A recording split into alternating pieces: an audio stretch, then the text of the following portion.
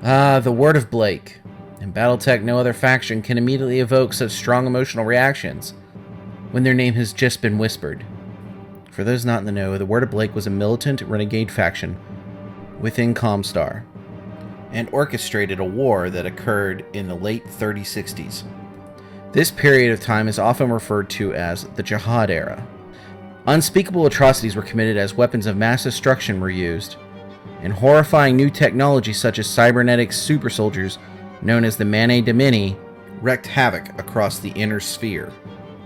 During the war, the Word of Blake designed many new BattleMechs that would fit with their new doctrine of sowing chaos and fear. Many of these mechs are still feared today as we move into the Dark Ages, based on the sheer amount of pain and violence that they caused. There is a stigma attached to these designs, and most houses and factions will not use these mechs. History in the BattleTech universe sometimes borrows concepts from our own real history. In World War II, the Western Allies were in a rush to recruit or snatch up, depending on your point of view, as many German scientists as they could before the Russians got to them first. In BattleTech lore, the Republic of the Sphere forces confiscated the designs of the mech where we're doing a spotlight on today, the Kheper, after capturing a key manufacturing site. Needing more mechs to help fill the ranks of Republic forces and realizing that the Kheper was easy to maintain and produce, it became a no-brainer to keep. The Kheper was manufactured by the New Earth Trading Company and sported a wide array of weapons. This 55-ton mech borrows a lot of visual styling from the Word of Blake's Celestial series. In fact, you'd probably consider it the little brother of the Celestials.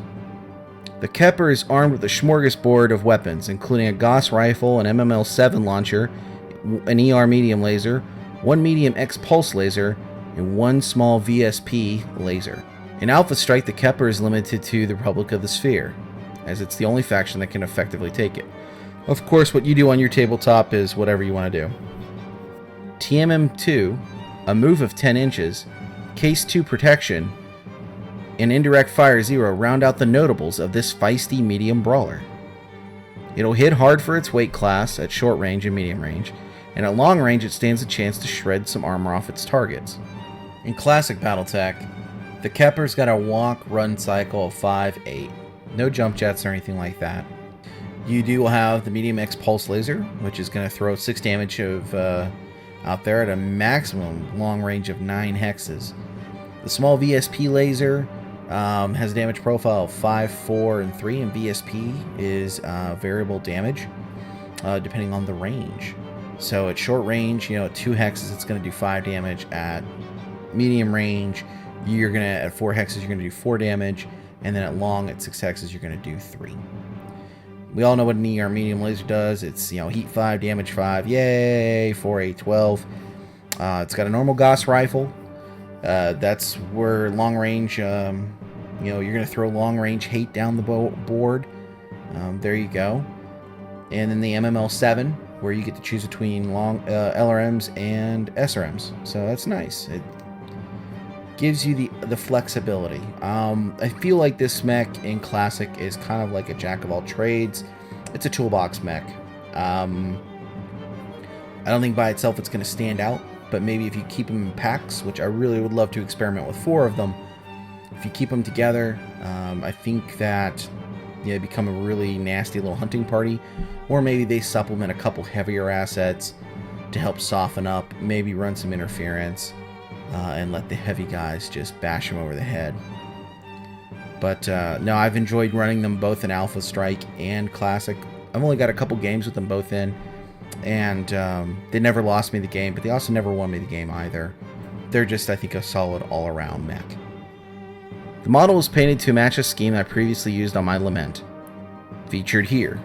Although painted almost 2 years ago, I still like the scheme and I'm currently happy that it's at a tabletop standard. Although if I had to paint it today, it'd probably look a little bit different, have a little bit more detail. On the Republic of the Sphere mechs that I've done, I've tried to have a urban rubble base. This was to represent the crumbling Republic around them and how desperate the fight was. So I imagine this was actually physical parts of the wall that have come down. I know that might be a little too much, but it's my artistic license. If I had to do these bases again today, much like the paint job, I'd keep the same theme, but the execution would be a little bit different. I also added an infantryman walking alongside the Republic mechs just for added flavor. The infantry are from the Davian sprues, and they really weren't a lot of fun to paint. They're really too small for my taste. 6mm infantry, I'm not a fan of. The model was easy to assemble, and it was a metal miniature from Iron Wind Metals. I just needed to do a small amount of pinning and gluing, and voila, you have a finished mech. I do have 2 of these little fellas, and as I'm a sucker for trooper line BattleMechs, and to be honest, I wish I had gotten 4. Given that I really like the design and that the Republic was able to spam these mechs, having an entire lance doesn't seem inappropriate. And I have run the Kheper and my Republic forces as a Shadow Word of Blake unit once or twice. It's a lot of fun.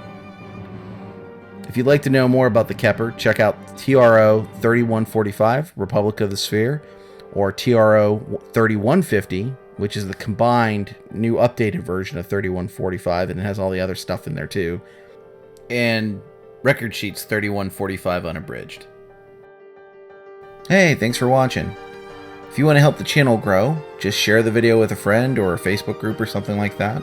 Hit the like button or subscribe. Smaller channels like mine thrive on word of mouth, so letting a friend know, it's a big help. Thanks.